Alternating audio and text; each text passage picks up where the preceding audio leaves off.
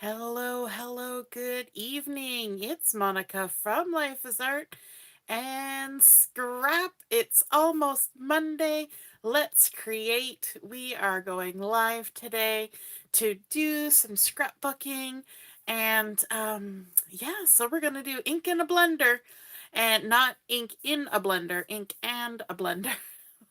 So I can see from the video that's up on my screen that our distortion issue is still happening. We're a little bit squished from side to side. I guess YouTube hasn't sorted that out for some reason, but that's okay. Um, this evening we are going to be doing a 6 by 8 inch layout, and that's to go in my 6 by 8 inch album. And we're going to be using a whole bunch of stuff today. So you'll kind of see it as we go through the project. But one of the first things we're going to use is we're going to be using some Fluid 100 watercolor paper. And these come in a 5 by 7 inch size. Let me just grab a sheet of it here. So this is Fluid 100 watercolor paper. And we're using this because we're doing a little bit of a different technique. So we're going to be using this. We're also going to need to stamp an image on here. And for that stamped image, I'm going to be using the Winterly Treetops stamp set, and specifically this double little pair of birdies because they're super cute.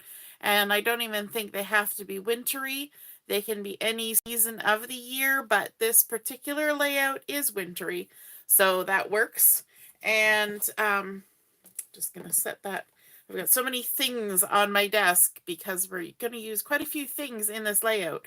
And so I'm just tucking that in my drawer, the top drawer here. So if I ask later on what I did with the stamp set, just say it's in the drawer. If you're joining me live, just say hello or howdy so I know you're here. And if you're watching later on replay, you can just drop a comment, and I love to hear from you. So I've got that large stamp with the two birds loaded up on my block, and I'm going to be using the StazOn ink for this. So I don't know about you guys, but StazOn ink smells very nice. It has that like almond and cherries, kind of marzipan-y smell to it, and I love marzipan. I suppose if you were somebody who doesn't like nuts or doesn't like marzipan, then you would not agree with me that it was a pleasant smell, but I find it to be very pleasant. So there we've gone ahead, we've inked up and stamped that with StazOn ink. And then what we're going to do is we're going to bring in another ink block, stamp block, and we're going to add some color to this block because we're going to color our image with ink. Okay. Hey, Janet, nice to see you're watching. Good evening. So the first color, I'm going to be using 4 colors, and we might as well just put them all on there to start with. First color I'm going to add is Daffodil Delight, and I've just got a little Stampin' spot here, so I'm going to add some Daffodil Delight right there. Maybe if I put a little piece of paper under there, you'll be able to see the color a bit. So we've got Daffodil Delight. Then we've got some Blueberry Bushel. Just going to open that up.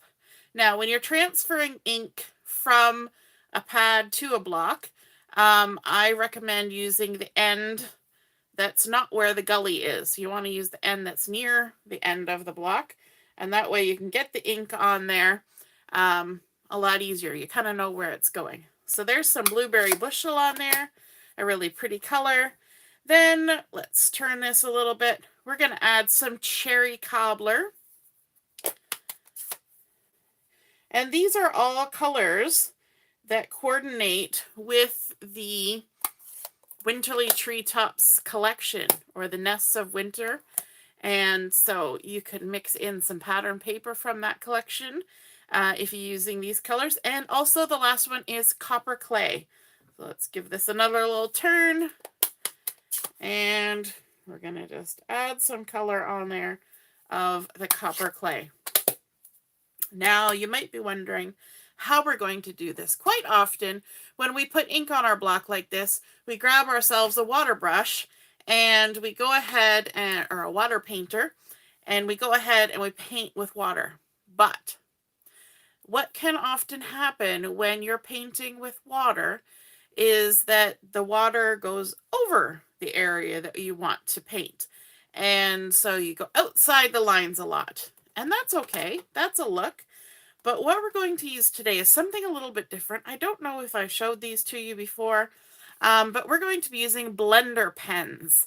So if you've never seen the blender pens in action, here's your chance. And they come in a 3-pack, and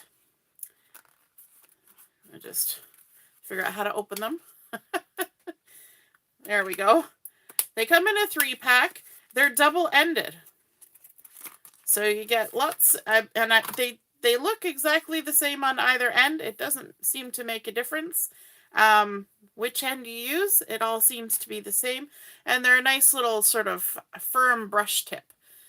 And so this works great for coloring. So I want to go ahead and do some coloring on my stamped image. And I'm going to start with the yellow because we've got it right here. So I'm just going to take my blender pen and I'm going to mush it right around in that yellow. And what that's going to do is it's going to pick up some yellow. I'll show you off to the side here. It's going to pick up some yellow on my blender pen and allow me to transfer it to my watercolor paper. You see that? So we're going to go ahead, we're going to pick up some yellow, and I want to just add some nice color to the tummy of our little birdies here. And as the color kind of fades off of my blender pen, I can kind of just drag it out a little bit and create a really nice soft glow of yellow. I'm going to do the same thing with this other birdie. Just give it a nice soft glow of yellow on its belly. And as you want more of the color, you just pick it up and add it. And there we go. Easy as that. It's quite easy to stay in the lines, especially if you're someone who is used to using a marker. Now, in order to switch colors, all you do is you take your blender pen on a scrap piece of paper and just rub it around until no color comes off. That's it. Super simple. Okay, then let's add some blue to our birdies. So we have our blueberry bushel here. We're just going to grab some of that color, and you can really see it activate. I'll just show you what that looks like here on the side. It's a nice deep color, and if you want it to be a little less, just kind of drag it over away from the big puddle and just get a little less on your brush. And then I want to kind of start in the darkest area that I want, which is going to be down here on the tail of my bird, and just go ahead and add that ink on there and on the wing like that. And then I'm gonna just kind of mark off to the side a bit because I want it to kind of get less and less as I go. So as we come up here, it's going to get a little less and a little less, and we're just going to fill in the head of our bird. And then when it gets down to almost nothing, I'm going to just blend a little bit in towards where that yellow is. I don't want to have a lot of ink on my pen when I'm getting close to the yellow, because what's going to happen if I blend blue and yellow together? I'm going to end up with green, and I don't necessarily want green. So I'm going to add a little bit extra blue under here so it blends in with where the tail is, like that. And then we're just going to even it all out. Like so. There's our cute little bird. We can even add, if we want a little extra dark there or a little extra dark there. You can play around with it as much as you like. So let me lift that up so you can see it a little clearer. So we've just blended in that beautiful blueberry bushel ink. All right, now let's do our other birdie. These are two of a feather, so we're going to add the same color to this one as well. And we'll just start again at the tail and work our way up. You can add more color. Add more on the wing there. Like that. And then let it fade out.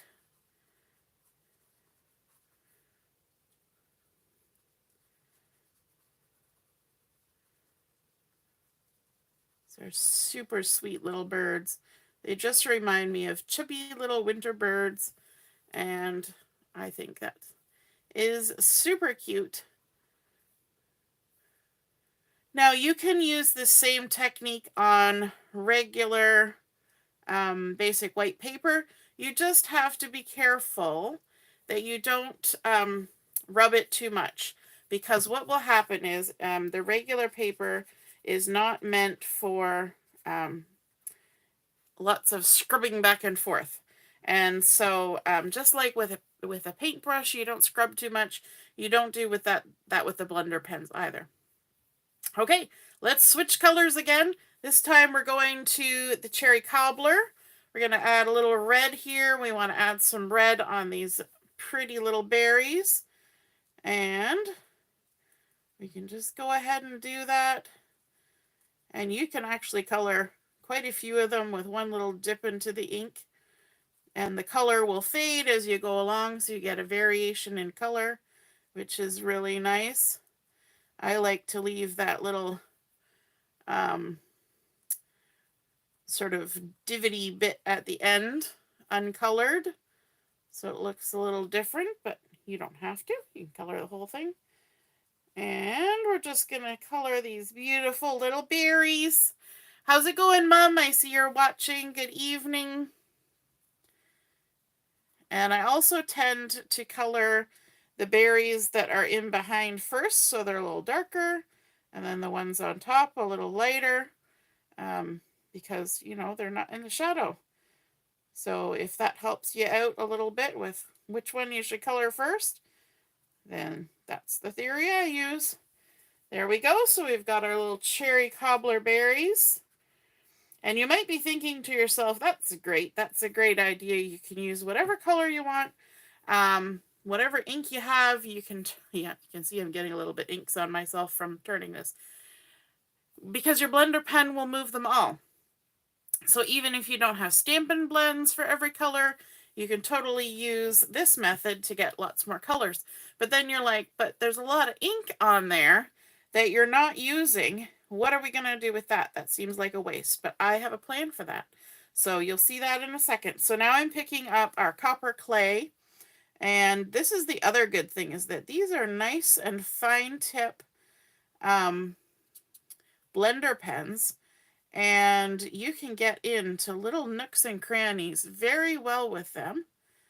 And so it's easy to stay in the lines. As I say that, I go outside the lines, of course. But you can really get into tight places with them that might be a little more difficult with a paintbrush or even a marker. Although the markers do have pretty fine tips, but there we go. So we've just colored our copper clay. We're going to give this a little swishy swishy. And over time, the end of your blender pen will get discolored because you're picking up ink. But the color is not going to come off. It's just on there. And that's okay. Oh, we forgot to do the beaks. We can't leave the beaks. Let's add some color to our little birdie's beaks. We'll use a little touch of the copper clay on there because it's got a little orangey tone to it. There we go. Okay, so let's give that a scrub off again. And apparently these blender pens last for a long time, plus you buy them in a 3-pack. So, and you only have to use one at a time, so you've got a couple to share, or just save until one runs out. So that's super fun. So those are the blender pens. And then what we're going to do is we've got all this gorgeous ink on here. We're not going to waste it. We're just going to set this aside for a minute. And what we're going to do with this is we're going to get a little messy. So before I get too messy, let me just grab a bit of tissue here. And we're going to come in with our water sprayer, our water spritzer. And we're just going to mist our block a little bit. I'm going to do this because it tends to kind of overspray. We're going to mist our block a little bit, like that. And we're going to let our ink kind of smooch around a bit. And then the trick with this is we need to flip it quick, and then water tension will keep it from dropping. We're going to stick it down and let it smoosh, and we're going to kind of wiggle it a bit. Wiggle it just a little bit. We can even drag it a little bit like that, and then pick it up. Okay, and then whatever's left we can just wipe off. And I might even dab a little bit of that up, like so. All right, now you are guaranteed that you are going to end up with a little bit of inky fingers doing that kind of stuff. But isn't that a fun little ink blending that we did there? So we didn't waste our ink at all. And we're going to save this because we're going to use that on this layout. Okay, so I'm just going to set that aside. And let's bring back in our little birdie. We're also going to bring in the Winterly Treetops dies. These go with the Nests of Winter suite. And we have this die that cuts out these two little birdies, even though I sometimes fussy cut them, as you do sometimes. And so let's grab a couple little pieces of washi here to hold our die on. And so obviously if you wanted to make more than one of these cards, you could definitely have enough ink on there to do quite a few little inked up birdies and still be able to do our little smooshy goodness. Let's grab our die cut machine.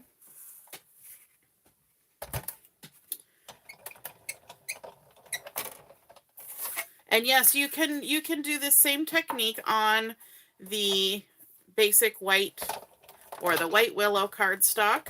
You just got to be a little more gentle. You don't want to scrub back and forth with your blender pen too much. The watercolor, the Fluid 100 watercolor paper can take a little bit more aggression because it's meant to get more wet than regular cardstock. The regular cardstock, if you go back and forth too often or get it too wet, you will get pilling. So just be gentle with it and it'll be fine. So there, we've gone ahead and die cut our little birdies, just popping out all the little pieces. And I'm going to set this aside because that can be definitely used for other projects. So there's our cute little birdies. Now for the piece that we have sitting and drying, you can use your heat tool to help this dry. But what we're going to do with this is a few things. And when I was working on this project, getting things prepared ahead of time, I actually did this a couple times so that I had a good amount of this nice smooshy goodness going on. And so one of the things that I did with the smooshy goodness was I took my Stylish Shapes dies and I used the second largest die and I cut out some of that smooshy goodness, and that is what was created. A nice little stitched edge smooshy goodness square. Isn't that pretty? And then we can just take our cute little birdies, add some adhesive on the back of them, and we can center them on here.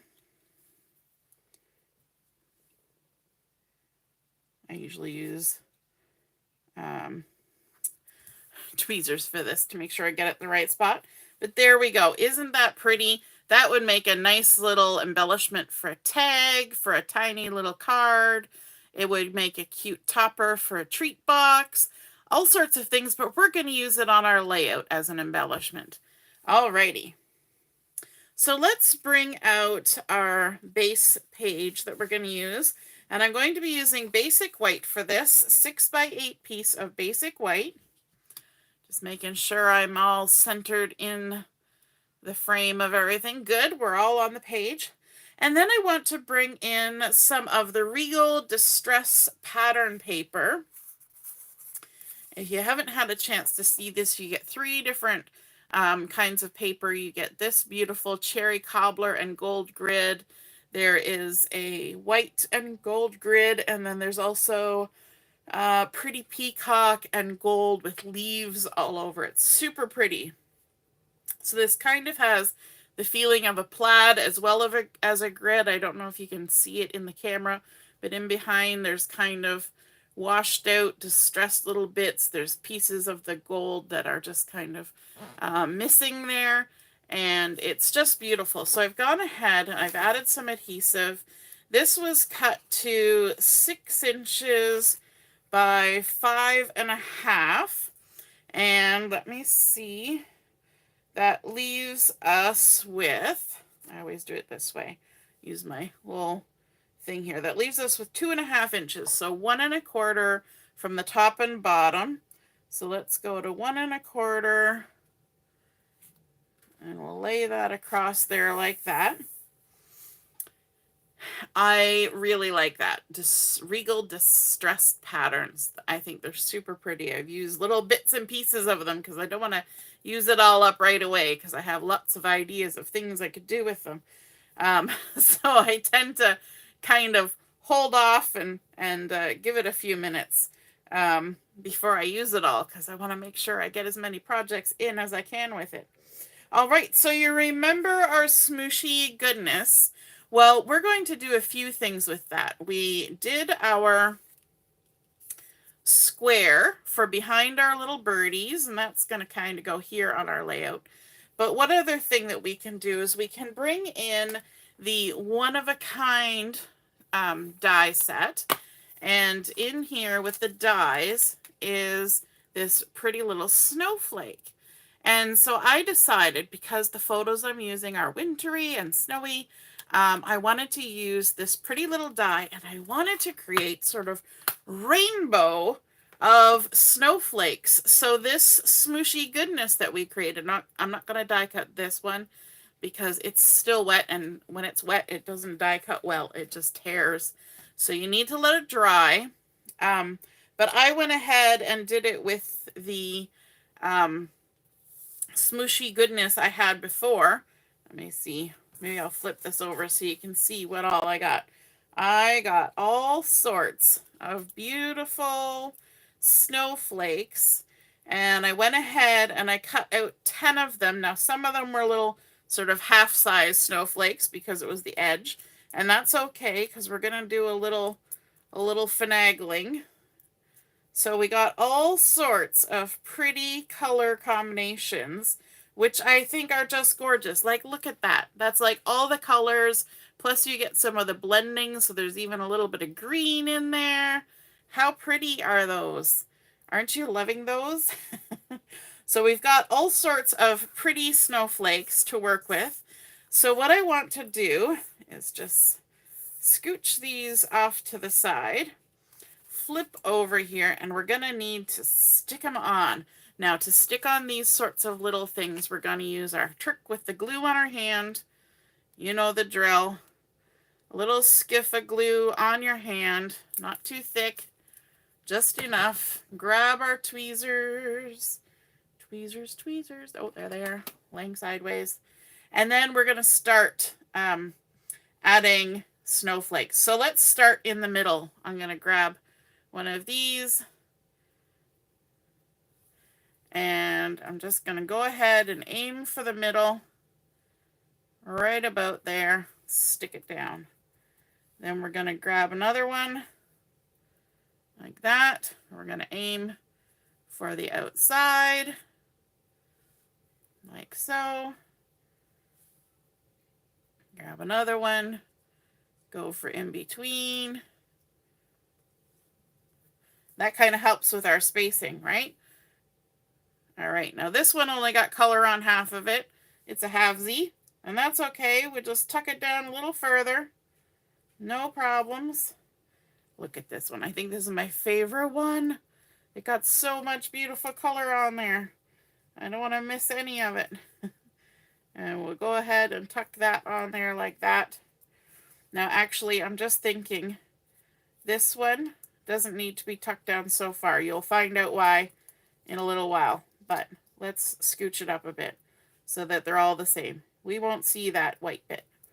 I remembered now why I stuck that in that spot. Sometimes you have a plan in your head and then you forget why you were doing that.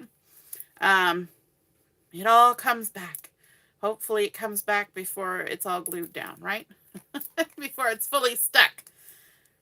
What do you think of these multicolored snowflakes? I think they're super fun. All right, let's grab another one.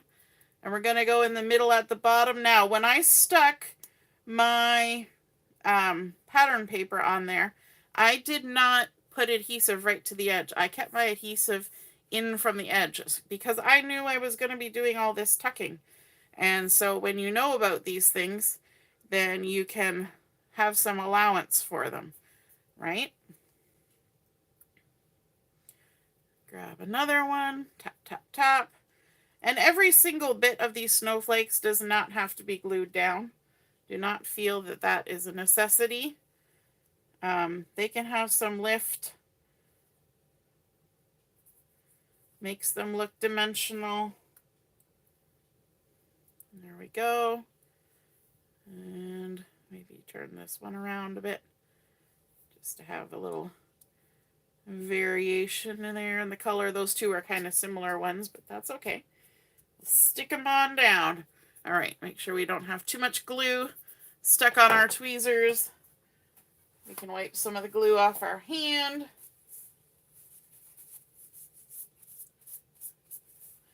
All right. How pretty is that? Oh my goodness, loving the look of that. All right, now we've got some beautiful gold happening here on the back on the pattern paper, the Regal distress paper. So I wanted to bring in a little more gold. Let me show you the photos I'm using. Now, these are old photos. These are from when my brother and I were little. And this was in the backyard at my grandmother and grandfather's house. And you can see the neighbor's pool in the background. We were building snowmen. My brother was in this stand like a tin soldier kind of stage. Quite often we marched around the backyard with the big wash tub, and that was his bass drum. So he's looking very like standing at attention in these photos, and I'm just sort of slumping beside. But we're pretty happy about our snowmen, and I thought that the little snowsuit I was wearing with the yellow and the red sort of looked like the cherry cobbler and the daffodil, actually similar to crushed curry, but I went with the daffodil. And then there's just a picture of me sitting on my butt, probably letting my brother do a bunch of the work. I think I was rolling a little snowball, though. I can see a little shadow of a snowball. So I was getting right into the process, I guess. All right, so those are the photos that I'm going to be using. And then, of course, we're going to add these cute little birdies in there because there was always nice little birdies around in the backyard because my granddaddy would always have a bird feeder going. But I wanted to add in a little more of that gold. I wanted to pick up on that gold. So I decided to use the brushed gold foil. And it comes in a pack with gold and silver. And it's beautiful and it has texture. You can feel the texture. It looks kind of like stainless gold. I don't know, that brushed stainless steel look? That's what the silver looks like. So the gold has a similar look, but it's gold, not stainless steel. So what I'm going to do is I'm going to take these ones. Now these photos were cut with the same die that I cut this with. So they've got a little bit of texture around the edge. And this die cuts a 2 3/8 square. So I cut a 2.5 inch square of the brushed gold to mat each of these. So let's go ahead and we'll just center them on the brushed gold like that. And I have the sort of the texture in the brush gold running vertically. Let's grab another one. So we're matting all of these with the same.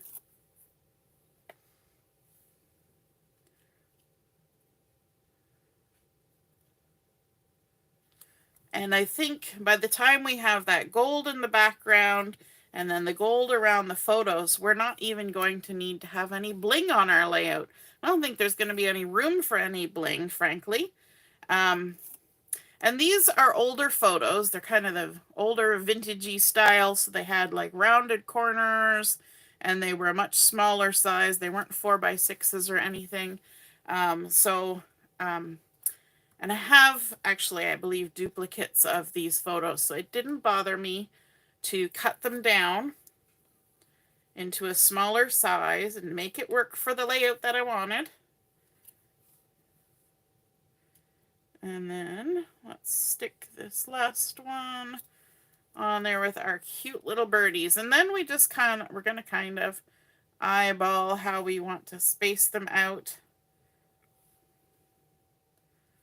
Kind of like that. That's looking pretty good.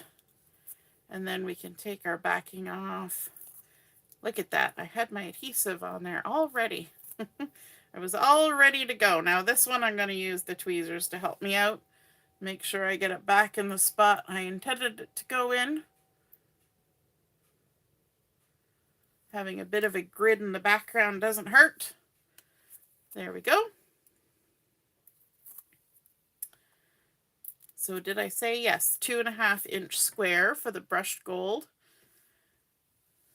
And then just layering it up here. I think this is really cute. That combination of the gold and then the distressed in the background. So pretty. What are y'all thinking? How's it looking so far on your end? I know the lighting has been doing something funky lately. I think it's just whatever they're doing with the video on the YouTube end has been wreaking havoc. First it was everything got dim, now everything's a little squished. Just a little odd, but we can still do our crafting. We make the best of things. Alrighty, our last piece going down. There we go. With our nice little embellishment, bringing in all those lovely smushy colors like in the snowflakes. And then I wanted to stamp a little bit of a title. So I've got a tiny piece of just basic white. This is 2 3/8 by 3/4 of an inch. Just going to scooch my layout to the side. And I'm going to bring in another stamp set. Yes, yes, another stamp set. And that is the Perfect Pairs stamp set. And, oh, Janet, thanks. Looking great. Good. And I actually want to use the saying perfect pair as my title. My brother and I were always, you know, good at playing together. We always got along, it seemed. And so we were the perfect pair. We're perfect children, right, Mom? So I'm going to ink this up. Am I going to use the blue? Yeah, let's use the blue. Blue or black? Well, we'll go with the blue. We've got the blue here. Let's ink this up. Perfect pair. We were perfect for each other. We got along well. There we go. And now the debate. Do I dovetail or not to dovetail? But what I think I want to do is to tuck it in behind here. So maybe I'm not going to dovetail at all. I'm just going to tuck it in behind, which again was going to hide that little bit of weirdness with that when snowflake there, or I could even tuck it under here like that, which would help to show a little more of the snowflakes above.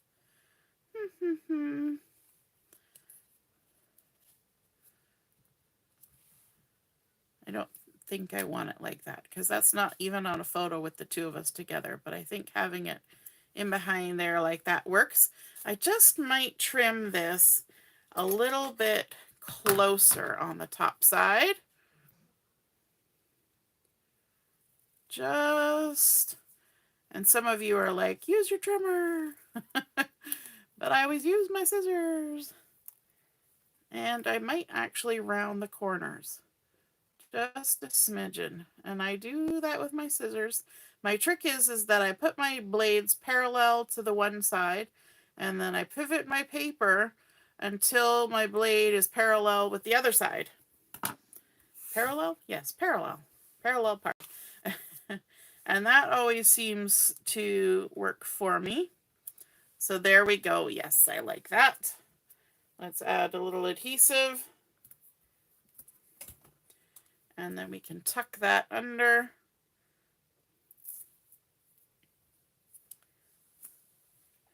And then I also had in my brain that maybe I would add a little saying from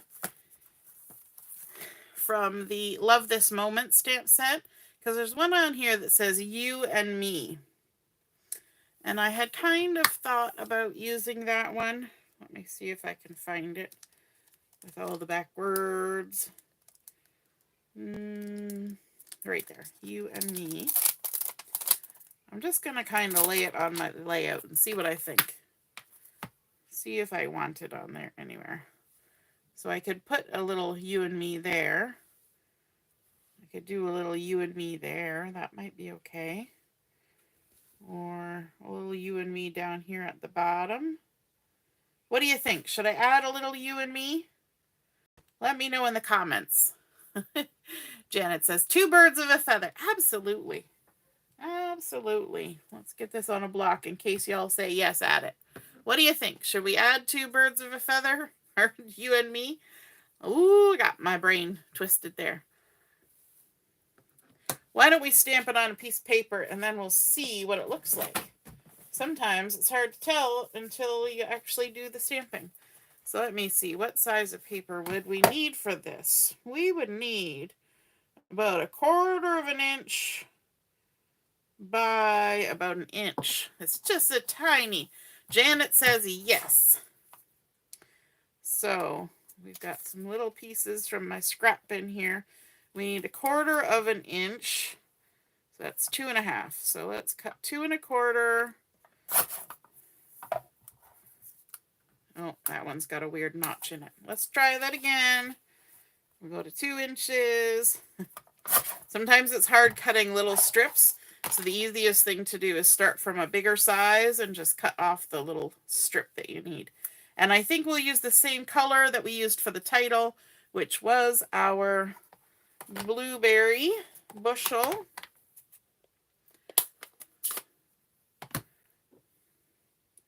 Ink that up.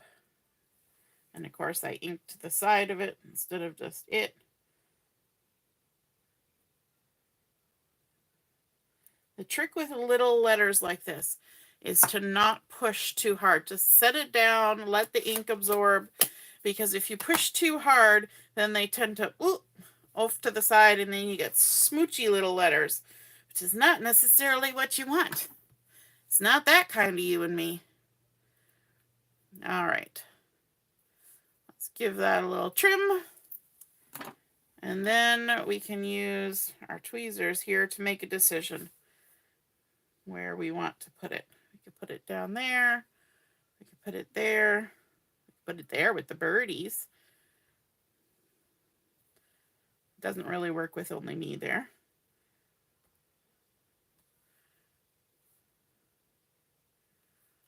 I'm kind of liking that off to the side. Or down here off to this side. Could put it there too, right in the corner. What do you think?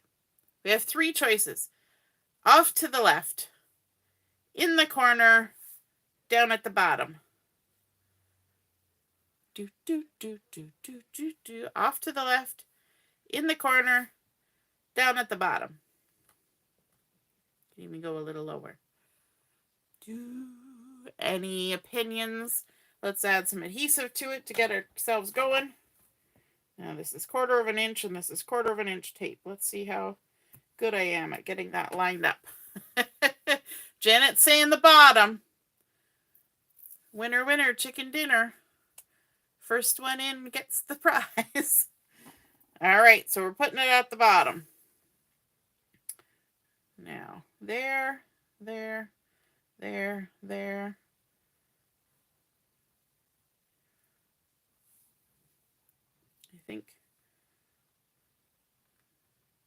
I think right there.